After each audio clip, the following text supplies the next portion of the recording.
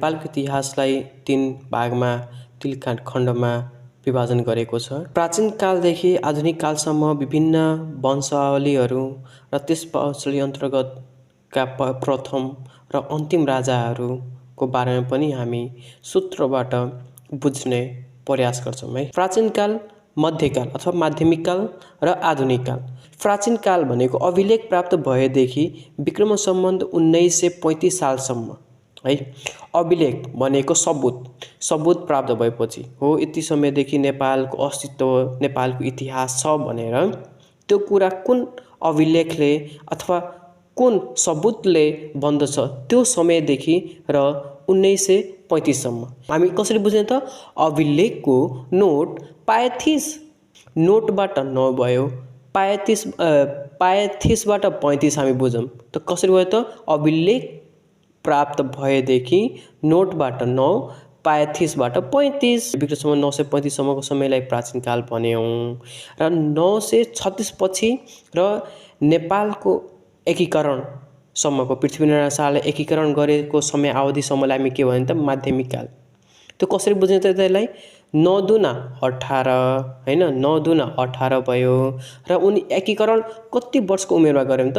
25 वर्षको उमेरमा हैन, 25 वर्षको उमेरमा उनी एकीकरण गरे। कान्तिपुरलाई विजय गरी र त्यस समयमा नै उनले कान्तिपुरलाई नै काठमाडौँ राजधानी घोषणा पनि गरेका थिए हैन, 25 वर्षको उमेरमा। हामी बुझौँ है, 25 वर्षको उमेरमा उनी गरेका त हैनन्, कान्तिपुर त विजय गरेका हुन् हैन, तर 25 वर्षको उमेरमा गरेका हुन् भनेर हामी सम्झिने के एउटा। किनकि यो माध्यमिक काल हाम्रो 1825 विक्रम सम्वत 1825 सँग सम्बन्धित हुने भएकोले हामीले पृथ्वीनारायण शाहसँग यसलाई जोडेका हौँ है साथीहरू। बुझ्नु होला। 9 दुना 18 भयो, 25 वर्षको उमेरमा उनी कान्तिपुर विजय गरी काठमाडौँ, अहिलेको काठमाडौँ है राजधानी उनी घोषणा गरेका हुन्। अब नेपालमा शासन गर्ने वंशहरू, अब वंशहरू कति छन् त? गोपाल वंश, महिषपाल वंश, किरात काल अथवा किरात वंश, सोमवंश, लिच्छवी वंश, मल्ल वंश, शाहवंश। र सर्वप्रथम हामीले यो इतिहास पढ्दाखेरि हामीले वंशहरूको नाम थाहा हुनै पर्छ है साथीहरू। त्यो कसरी हामी याद गर्ने त? यहाँ एउटा हेर्नु त, मैले सानो सूत्र बनाएको छु, सरहरूले पढाउनु भएको साथीभाइबाट सिकेको। गो महेश किरात साममा लाग्छन्। गो महेश, जाऊ महेश हैन, त्यही हुन्छ हैन। गो महेश किरात साममा लाग्छन्, लिएर मल साहुबाट आऊ। के भनेको छ त? लिएर मल साहुबाट आयो त। गोबाट गोपाल वंश, महेशबाट महेशपाल वंश, किरातबाट किरात वंश, गोपाल वंश, लिएर आऊ भनेर लिच्छवी वंश, मल्लबाट मल्ल, साहुबाट शाह वंश हैन। र हरेक वंशका प्रथम र अन्तिम राजाहरू अनिवार्य रूपमा हामी सबैले जान्नै पर्ने हुन्छ। यो बुझेपछि हामीलाई अझ सजिलो हुन्छ नेपालको इतिहास बुझ्न र सम्झनमा है। हेर्नु त, गोपाल वंशका पहिलो राजा को रहेका छन् त? प्रथम राजा बोक्तमान, त्यसपछि अन्तिम को रहेका छन् यक्षगुप्त, महिषपालमा बरसिंह अनि अन्तिम को छन् त? भुवनसिंह। त्यस्तै किराँतकालका पहिलो राजा यलम्बर अनि अन्तिम भनेको गस्ती, अनि सोमवंशको प्रथम निमिषन अनि अन्तिम को छन् त? भास्कर वर्मा। त्यस्तै लिच्छवी वंशका जयदेव अनि अन्त्य भनेको जयकामदेव, मल्ल वंशका हरिदेव हैन। अब मल्ल वंशमा एउटा यसमा के सम्झिनु पर्छ भने पहिलो त राजा हरिदेव भएन, तर मल्ल वंशमा यक्षमल पछि जुन काठमाडौँ उपत्यका छ है, तीन भागमा विभाजन गरेर आफ्ना सन्तानहरूलाई त्यहाँ राज गर्नको लागि बाँडेका थिए। भाग असभण्डा भन्छौँ नि, त्यस्तो गरेका थिए। कुन त? कान्तिपुर जुन अहिलेको काठमाडौँ छ, ललितपुर अनि भक्तपुर। अब कान्तिपुरका पहिलो राजा को भएन त? रत्न। र अन्तिम राजा जयप्रकाश है, जयप्रकाश भएन। अनि त्यस्तै ललितपुरको त रणमल्ल अनि र अन्तिम के भन्छ? तेज नरसिंह मल्ल।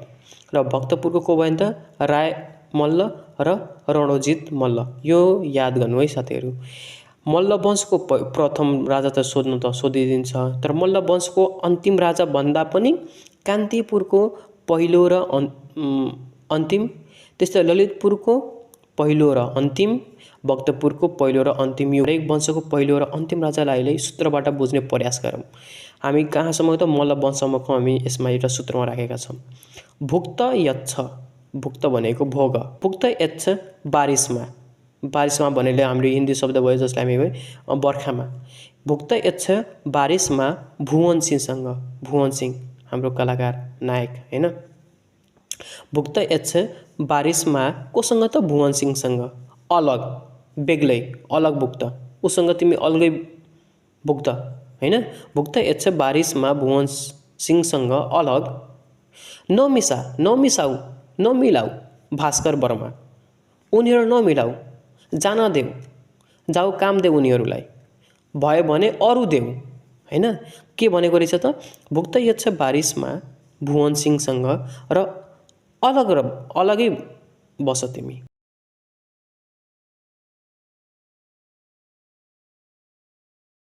साउ भास्कर वर्मा आफूसँग, जान देऊ, जाऊ काम देऊ उनीहरूलाई, भयो भने अरू देऊ हैन, भयो भने अरू देऊ। अब कसरी भने त, अब गोपाल वंशमा भुक्तमान पहिलो, यच्छगुप्त अन्तिम, महिषपालमा बरसिंह पहिलो, अनि अन्तिम भनेको भुवन सिंह, भुवन सिंह। अलगबाट हेर त, किराँतकालमा एलम्बर, अलगबाट एलम्बर हैन, अलम्बर एलम्बर प्रथम भयो, गबाट गस्ती अन्तिम भयो, सोमबाट नमिसा, नमिसा आयो, भास्कर वर्मा, भास्कर वर्मा, जान देऊ, जान देऊबाट जयदेव हैन, अनि जाऊ कामदेव, जाऊ कामदेवबाट जय कामदेव, अरू देव, अरूबाट अरिदेव। अनि अब मैले हजुरले भनेको थिएँ नि, मल्ल वंशमा अन्तिम त छैनन्, तर कान्तिपुर, ललितपुर र भक्तपुरको पहिलो र प्रथम सूत छ। अनि यच्छमलले आफ्नो सन्तानहरूलाई उपत्यका 3 भागमा विभाजन गरी त्यहाँको राजा बनाएका थिए। अब त्यस्तै हामी अरू हेरौँ त, गोर्खा शाहवंशी, अब शाहवंशको छोडेको थियो, अब गोर्खाको शाहवंशीय राजाहरू है। यसमा अलि विस्तृत छ, विस्तृतमा हामी गएका छौँ। शाहवंशीय राजामा त गोर्खाको शाहवंशी है को छन् त, द्रव्य शाह, पुरन्दर शाह, छत्र शाह, राम शाह, डम्बर शाह, कृष्ण शाह, रुद्र शाह, पृथ्वीपति शाह, नरभूपाल शाह, पृथ्वी नारायण शाह हैन, जुन गोर्खाको अन्तिम शाहवंशीय राजा हुन्। अब हेर्नु त, हामीले यसले सूत्रबाट कसरी बुझ्ने त, डियर पुत्र छात्र, छात्र भनेको केटीलाई भन्छौँ है, छात्र भनेको केटा हो, छात्र भनेको डियर पुत्र छात्र है, एउटा छात्रलाई सोधेको छ। डियर पुत्र, पुत्र भनेको हाम्रो पन्जाबी वर्ड भयो। डियर पुत्र छात्र राम डफर है, राम डफर कृष्णसँग रुँदै भनेको छ, पृथ्वी पर भन्नाले पृथ्वीमा नरह प्रभु, नरह प्रभु, नरह प्रभु भनेको नबस्नु प्रभु, नरहनु त्यहाँ प्रभु। किन नरहनु त, पृथ्वीमा नारायण नारायणको जाप गर्दैछन्, नारायण नारायण नारायण हैन, के गर्दैछन्, नारायण नारायणको जाप गर्दैछन्। कहाँ गर्दैछन् त, पृथ्वीमा। डियर पुत्र छात्र राम डफरले कृष्णसँग के भनेको छ, रुँदै भनेको छ, के भनेको छ, पृथ्वी पर नरहु प्रभु, पृथ्वीमा नारायण नारायण जाप गर्दैछन् हैन। डियरबाट द्रव्य, पुत्रबाट पुरन्दर, छात्रबाट छत्र, रामबाट राम शाह भयो, डफरबाट डम्बर, कृष्णबाट कृष्ण शाह, रुदैबाट रुद्र शाह, पृथ्वी पर भनेको पृथ्वीपति, नरह प्रभुबाट नरभूपाल शाह, त्यस्तै पृथ्वीनारायण शाह हैन। अब हेर्नुहोस् त, अब पृथ्वीनारायण शाहले नेपाललाई एकीकरण गरेपछि त्यहाँका केही शाह, उनी पछिका केही शाह राजाहरू, अब उहाँहरूलाई हामी कसरी सम्झिने त, अब हेर्नुहोस् त, एकीकरण पछिका राजा पृथ्वी प्राप्त गर्न रण मैदान भन्नाले के बुझ्ने त, जहाँ युद्ध हुन्छ, जहाँ केही जमिनको लागि अथवा ठुला महाभारतको युद्ध, अनि त्यसपछि अरू पनि युद्ध कहाँ हुन्छ त, रण मैदानमा हुन्छ हैन। त पृथ्वी प्राप्त गर्न रण मैदानमा गिरायो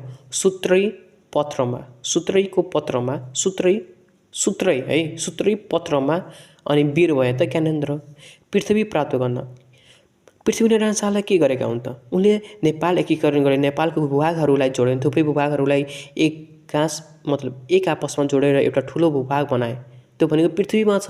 त पृथ्वीनारायण शाहले के गर्ने त पृथ्वी प्राप्त गर्न, नेपाललाई एकीकरण गर्न रण मैदानमा उत्रिन् र उहाँले के गिराएन त पृथ्वीनारायण शाहले गिरायो